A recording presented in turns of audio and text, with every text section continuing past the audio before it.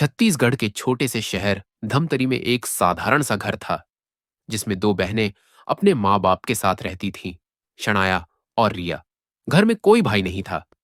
गली मोहल्ले वाले अक्सर ताना देते, अरे बेटा नहीं है, फिर बुढ़ापे में कौन संभालेगा। माँ बस मुस्कुराकर कहती, अल्लाह ने दो बेटियां दी हैं, वही काफी है। अब्बू एक प्राइवेट स्कूल में अध्यापक थे। आमदनी ज्यादा नहीं थी, पर घर इज्जत और सुकून से चल रहा था। लेकिन एक दिन अचानक स्कूल से लौटते वक्त उन्हें हार्ट अटैक आया। इलाज से जान तो बच गई, लेकिन डॉक्टर ने कह दिया, अब काम बंद कर दीजिए, दवा और आराम जरूरी है। उस दिन के बाद घर की आर्थिक हालत बिगड़ने लगी। मां की सिलाई से मुश्किल से 2,000 से 3,000 रुपए मिलते थे, जो दवा और घर के किराए में खत्म हो जाते। उस समय शनाया बीए के फाइनल ईयर में थी। उसने किताबें बंद की और नौकरी की तलाश में निकल गई। एक लोकल कॉल सेंटर में 7,000 रुपए महीने की नौकरी मिल गई। शाम 4 से रात 12 बजे तक की शिफ्ट। डिग्री बाद में कर लूंगी, पहले अब्बू की दवा जरूरी है, उसने अपने प्रोफेसर से कहा। रिया स्कूल जाती थी, लेकिन शाम को बच्चों को ट्यूशन पढ़ाने लगी। 4 बच्चों से 1,500 रुपए महीने की कमाई हो जाती।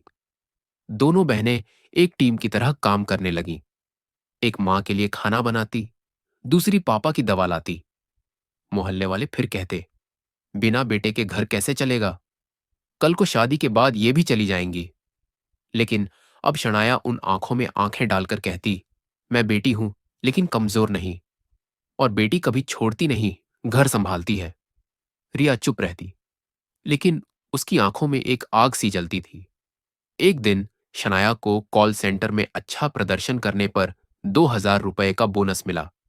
उसने बिना देर किए अब्बू के लिए एक नई वॉकिंग स्टिक खरीद ली। अब्बू, अब आप आराम से चल सकते हैं, उसने मुस्कुराकर कहा। अब्बू की आंखें भर आईं। रिया ने अपनी पहली ट्यूशन की कमाई से मां के लिए एक नई सिलाई मशीन ली। अम्मी, अब आपको थकना नहीं पड़ेगा, उसने प्यार से कहा। एक दिन रिया ने कहा, दीदी, क्यों ना अम्मी के लिए एक सिलाई की छोटी दुकान खोल दें। शनाया ने बिना सोचे हाँ कह दिया। दोनों ने मिलकर 10,000 रुपए जमा किए, बोनस, ट्यूशन और ओवरटाइम से। एक छोटी सी दुकान किराए पर ली और नाम रखा रोशनी बुटीक, मां और बेटियों का घर। अब मोहल्ले वाले हैरान थे, ये दोनों लड़कियां कर भी दिखाया। शनाया ने अपने पुराने स्कूल टीचर से बात की और अब्बू के लिए घर में ही एक छोटा ट्यूशन सेंटर शुरू किया। 4-5 बच्चों को पढ़ाने लगे। अब्बू का चेहरा फिर से खिल उठा। मुझे लगता था सब खत्म हो गया, लेकिन मेरी बेटियों ने मुझे जीने की वजह दी। एक दिन रिया स्कूल से लौटी तो देखा अब्बू की तबीयत फिर बिगड़ गई थी। उन्हें आईसीयू में भर्ती करना पड़ा। हॉस्पिटल का बिल था 27,000 रुपए। शनाया ने बिना देर किए अपनी चेन गिरवी रख दी। जिंदगी बचाने के लिए चेन क्या चीज है, उसने रिया से कहा।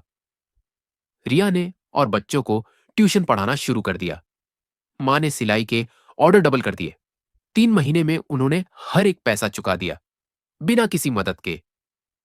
2 साल बाद शनाया ने अपनी ग्रेजुएशन पूरी की और एक आईटी फर्म में 22,000 रुपए महीने की नौकरी पाली।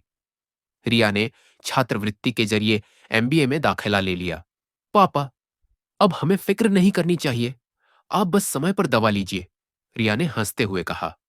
आज रोशनी बुटीक एक रजिस्टर ब्रांड बन चुका है। रिया पार्ट टाइम में महिलाओं को ट्रेनिंग देती है। अम्मी खुद सिलाई क्लास चलाती हैं। अब्बू अब कमजोर जरूर हैं, लेकिन एक डायरी में रोज लिखते हैं, मुझे बेटा नहीं मिला, लेकिन मेरी बेटियों ने मुझे सब कुछ लौटा दिया। अब मोहल्ले वाले कहते हैं, बेटा हो या ना हो, अगर बेटियां हो तो सब कुछ हो सकता है।